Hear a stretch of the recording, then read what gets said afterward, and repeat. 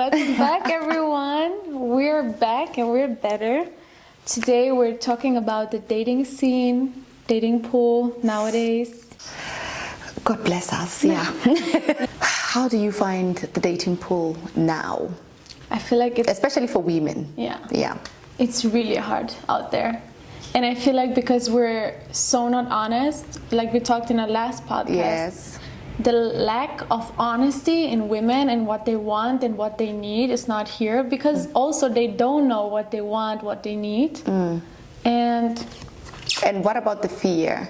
Yeah. Because yes, it can be lack of honesty, it can be fear of rejection. Exactly. Like you said last time when we were discussing. A lot of us have a lot of fear, either through trauma, to seeing other things from other couples, to not wanting to go through the same things. And I feel like you need to choose partners who are good for your healing. Yeah. Your healing journey will be so important. And most of us do not choose partners who feed into our securities, right? All the single ladies? No, I'm not. I'm married, you know, I've been married now for close to 7 years. Now we're going on 7. So yeah, and it's going great. And I honestly, I don't even want to be on that dating pool. Yeah. Would you like to be on the dating pool? Not really. No, I just think you need to have clear intentions and you need to know your needs, like what we talked about in our last video, where we talk about our feminine power. And one of the most important things is my partner feeding in my securities or my insecurities? Even when you go out on dates, you need to know exactly, I don't need the same father dynamic, I don't need the same toxic dynamic that has made me insecure. I need the opposite. And even if the opposite feels unfamiliar and he's soft and he's loving and he is so caring, this is what you need for your healing journey. Otherwise, you're going to attract the same partner dynamics as your upbringing, and then you're gonna suffer. You're gonna suffer so much. What is your view on this, Cindy? Oh yeah, I'm all about that. That you always need to go for, like, I mean, I for once, I like softness. I love soft men because I feel like soft men, I mean, this society have made soft men to be like, it's like a bad thing. No, it's not. But what is a soft man to you? Exactly. For me, I need, like, soft man, it's the more he's calmer, the more he allows me, I don't like to use the word allow, but he lets me be. You know, but so many men, because the other side of men, they always think that just because a man lets you be, you know, lets you be, that, you know, he lets you to go out, he lets you be, you know, just be in your, you know, and they think that, oh yeah, he's so weak, he doesn't have his house in order or whatsoever. But for me, I love softness. I love a man that allows me or lets me be, you know, and just be my own person and literally just grow from that. And you know, I love that. I enjoy that. For me, that's the meaning of soft to me, because we also have to always know how we define soft and these other words for ourselves before we can throw them out and say, yeah, I love a soft man, I want a loyal man, I want a respectful man, we always need to describe these words for us or understand what these words mean to us. You know what I mean? Exactly.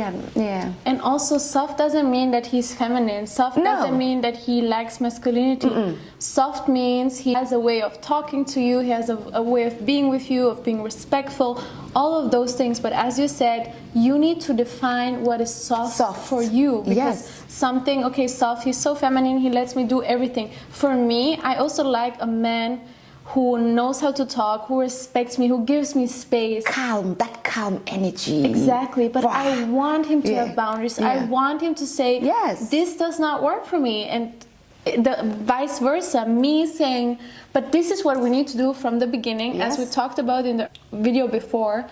that boundaries and needs need to be spoken in the beginning. Yeah. And then the only way you're gonna find a partner that you're gonna grow and heal with is if you're gonna be completely honest, this is what I need. And even, for example, if you're more an insecure person, you need to go with someone who does not feed your insecurities. So have this honest talk that yes, you like more assurance. Yes, you like more security. Yes, you cannot deal with him being friends with or having girlfriends anyways. Even if people will say you're a psycho, you're controlling, you're that. No, for that man, you're not gonna be that, because there are people out there who share that sympathy of what you had to go through. And this is what I'm talking from my place, and I know a lot of women have to deal with this.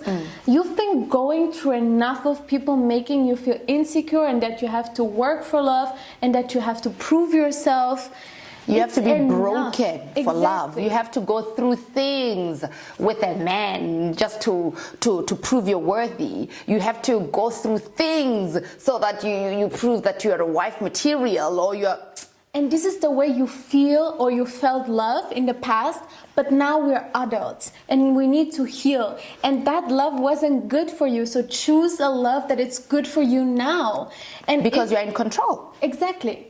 And you're choosing, you're creating your life. And me choosing a partner who is not gonna trigger me every single day and who likes to be out and about and very secure in himself, he should go for one that is also very secure. And then people who are more secure in that level should match. And people who have dealt with a lot of trauma or fear, we all have some sort of insecurity. Of we need to meet ourselves on the same levels, and there's gonna be men who are gonna be like, of course I will give you that assurance, I would love to. So stop running for those men who don't want to give you that. And this is what we talk about. What do we often do when we choose a partner? Who do we choose? The opposite. We always go for what we say we don't want, but we end up being with that person. I've got no idea why and how women we do this thing, but like you said, we are always attracting the opposite. But there is a reason of what we want. And you said why? Yeah. Because we always want to change them. Talk about it. I love what you said to me. And from both women and men, we want partners. We put so much focus and energy into trying to change people and molding them to what we think they should be, you know, instead of literally just going for people that really matches what we want. Why are we so obsessed with trying to change people? I think this is one of the main things why, or the main reasons why relationships don't work now. The dating pool is chaos. Like, there's so much going on. I think many people, we are so obsessed with the thought of changing people. That's why you'll find a man or even a woman. Okay, let me talk about men mainly, because with men, it's always like, yeah, oh, I want a girl who doesn't, or a woman who doesn't wear makeup, who doesn't wear hair extensions, who's not plastic and da. But after that, they always go for the opposite. They always go for the ones who they say they don't want, and then they try to change them. Same with women. I want a man who's going to be like you know, at home, doesn't go out every weekend, doesn't drink, doesn't do this. And then what do? We go for the ones that we say we don't want, and then we try to change them. Exactly. Why? This is not how you're healing. I think a lot of us do that because we want to change the situation that happened to us before. And we think if we take that person and we change them, we get our power back from the past, and then also get a power back in this moment. This is not how you heal. You heal by choosing different for yourself. Thank you. You heal by choosing a partner, like we said, that already has the qualities that you want, that already has all of those things that you desire, that you need from him, and who is willing to give those things to you, and not you have to try to convince them, to beg for it, to cry, to go into total victim mentality, to go through all the suffering that you had to go through again. And you know why we don't go for those people that we want or that we think we need? Because they're exciting. They bring that excitement that the people that we are supposed to go for. No, they have a lot of familiarity, that energy, and that is what is attractive to us. Because that energy we've experienced with a lot of great emotions. That's why it's so charged. That's the only reason it's attractive. It's not attractive or like exciting because it's exciting. It's because that familiarity. Energy It charges that energy. Exactly. It charges that suffering. There is a lot of emotion that you had in suffering, so you're gonna go for that. If you had a lot of energy into this loving people, into this loving environments, you would never, I guarantee you, never go for that. But does that come with also growth? Does that come with also having to tap into? You talk about it. Yeah, having to tap into your inner self. Does that come with that? Because I feel like also, I mean, a lot of us, we've gone through that, you know, and we were not even aware. But once you are aware of these patterns, you tend to pull back and say, you know what? No, not anymore. I'm not going to put myself through. But I think a lot of women, before they reach that point, we all go through that. Like until we hit rock bottom. We chill with the dusties, like you always. You need to hang out with the dusties, who really treats you like BS, and then you realize, oh no, I need to do better. You don't need to go again to hit rock bottom when you've already been through that.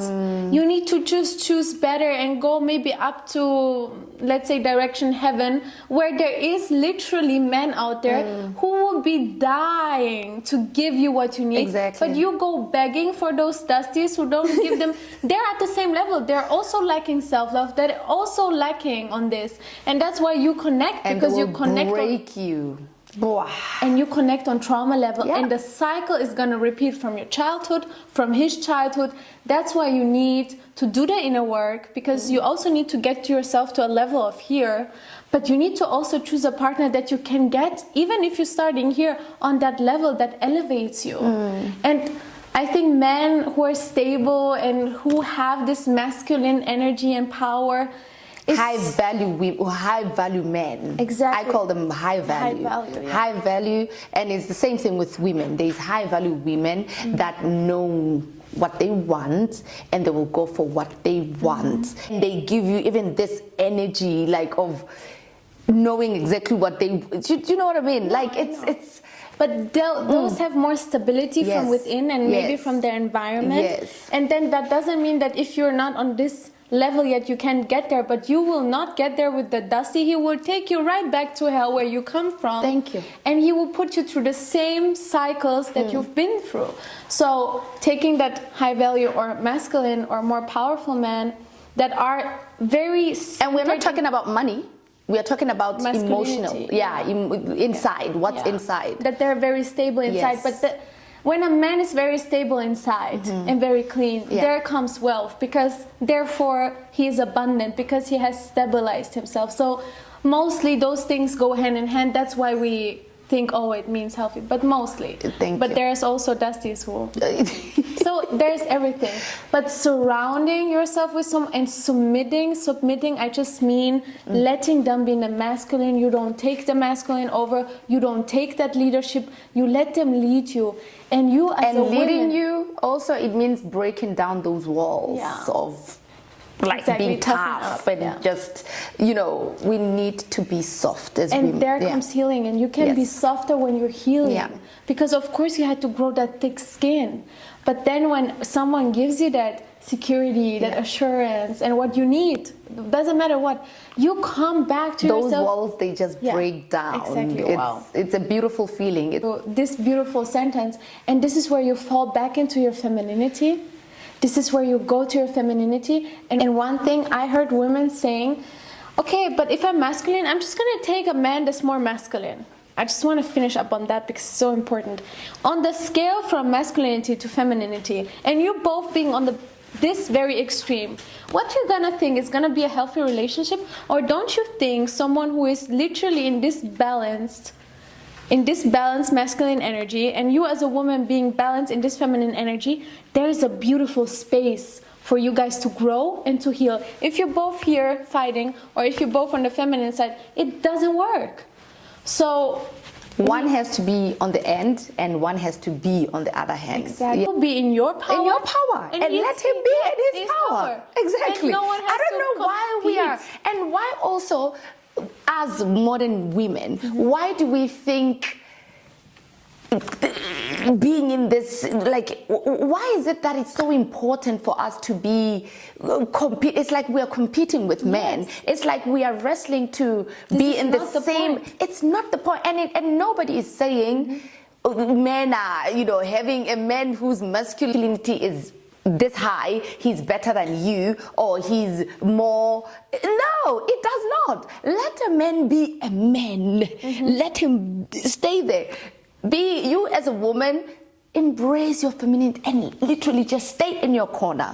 We are not saying one is better than the other. No, but we are each not. stays in their own powers, and then both have great power together. Exactly. And that's the power couple. And that's the beauty. Yeah, that's the beauty of being a man and a woman in a relationship. That's the point. I mean, it's not the point of fighting every single day and who is the leader. And also, there is no company, let's go to companies, where there is a leader for the same exact position. Everyone has their expertise, their power, and then it's Cindy on CEO on this side and Raluca on CEO on this side, or whoever on the man's side. And this is what it is. And why you see that in businesses and it works, you don't want to see that in relationships, because relationships, obviously, or marriages, or, you know, that they are more than businesses, but they need the same structure to be stable and to be succeeding. I don't know why people don't want to use the same the same idea of having the structure in relationships, like the same structure that they use in companies and in their own businesses and whatsoever. Why they don't use the same structures as in relationships? Why don't they want to structure their relationships like that? Why we refuse? Like, why do we think, like, relationships are work as well? It's work, it's hard work. Marriages are work. Why we don't want to use these same structures in, like, but we want to dismantle. We want, and fighting for the leading position. And being a leader in a relationship doesn't mean, you see, where you come from in Romania, it's East Europe, right? And then where I come from, Africa, we were raised to believe, we were raised to believe that a man is the head of a home. Everywhere, every household that you enter in Africa, they will tell you that the man is always the head of the family. But it does not mean that he is superior or he's more powerful than a woman. No, it does not. A woman has her own role that she's playing there, and which is nurturing, which is raising. She's important as a man, but a man has to be, like you said, there has to be one boss. Yeah, there has to be one boss. There can't be two alphas in the same position. It's not possible. It's not possible. And I love this in religion also, because I think African and Romania, they're very religious. They're very similar. Yes, and I love this because when I put God on top of everything, and then I go choosing my husband, this is also very important for the dating scene. Yeah, putting God in the center of your relationships. When I choose to really have faith in God and choose God, and then choose the husband, I chose this man based on those qualities, and I believe that God, your husband, the wife, the children, you are protected like that. If I put God here, where's my protection? If I put my man here, where's my protection? Where's your protection? And even men say, I don't get this thing of women saying, oh, we are so powerful, we want our power. They tell me, who said you weren't powerful? The reason, because we want to protect and provide for you and to give you all, is because we know your power and we love it and we appreciate it. 80 years ago or 50, they provided still for us and did everything for us because they knew how valuable we are. And now we say, no, I want to do it all. I'm going to take it all. I want to have all and now you're doing it all on your own. Thank you. And no one is respecting you. No one is valuing you. And now you're crying. Who wanted to be a masculine woman? Who wanted to show I can do it all? Don't worry about. No, we need to go back to the other way. And look at the people that also endorses this thing of, oh yeah, empowered women, oh empowered, like yes. I love empowered women, okay? I love women who got their own, who are working hard, who are, you know what I mean? I love my women who are doing everything and achieving more and killing it. And this has nothing to do with the relationship. Thank you. We love the fundamental thing about feminism, that we get rights, that we can go vote, that we're equals in those parts. Baby, I don't want to lift a couch out of the shop by myself. No. And I don't want to go to war. I know there are some women, but if it comes down, like men have had wars for us. I don't want to carry a gun. Yes. Men had wars for us because they value and love us so much and want to protect us. And now we're like, oh, men are not reliable. That's why women have abused the feminism thing. We're saying, no, men are not reliable. That's why we're now our own we have bosses. To step up. We have to show them we're better. You cannot be ganging up against men who, for over 2,000 years, have taken care of women like no one else, right? Can I say something? Yeah. So I've been seeing this other meme online where they say, old days men, they were muscular, but then modern day men, they are like wearing heels. When you say this point that you just made, it just reminded me of that meme where it's like, who should protect us right now? Because now men wear heels and put on makeup. Actually, it's not even a joke. We've come to this point where we've pushed men so much in the corner that they're like, we cannot be competing with this woman anymore. Every woman tries to show us how masculine they are. No, go. And now you see more bulkier women and women with muscles and all this thing. We are going backwards, reverse, not how nature created us.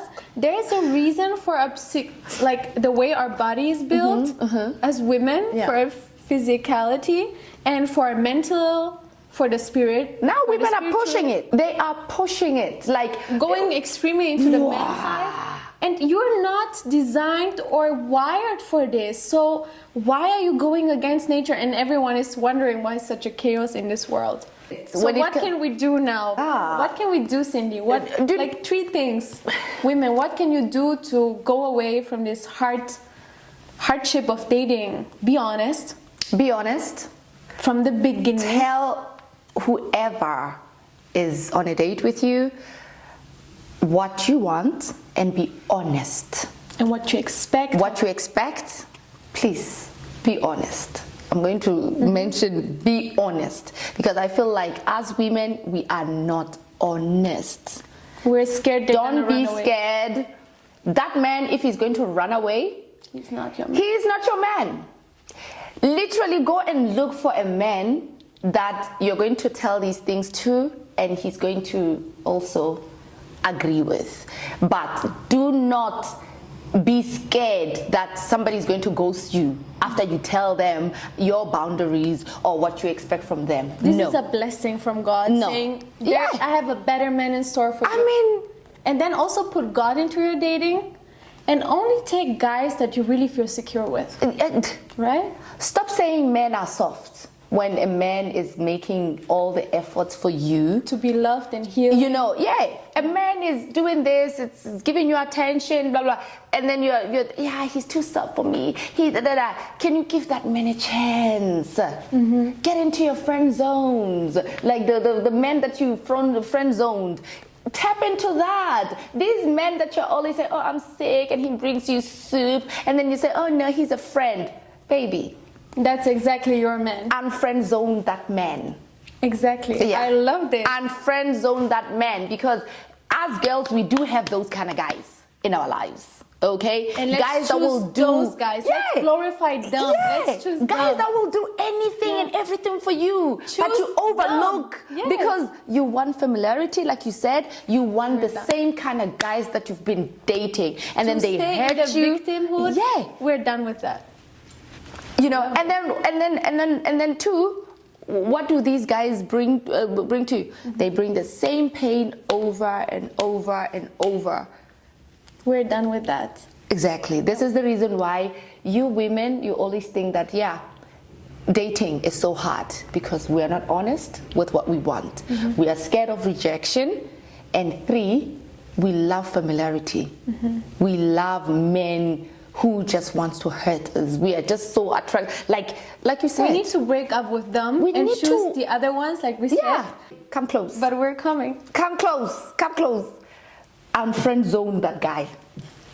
You remember that guy who was always doing you favors? You know, that favors, you know. You say, oh, I'm sick. He brings you soup.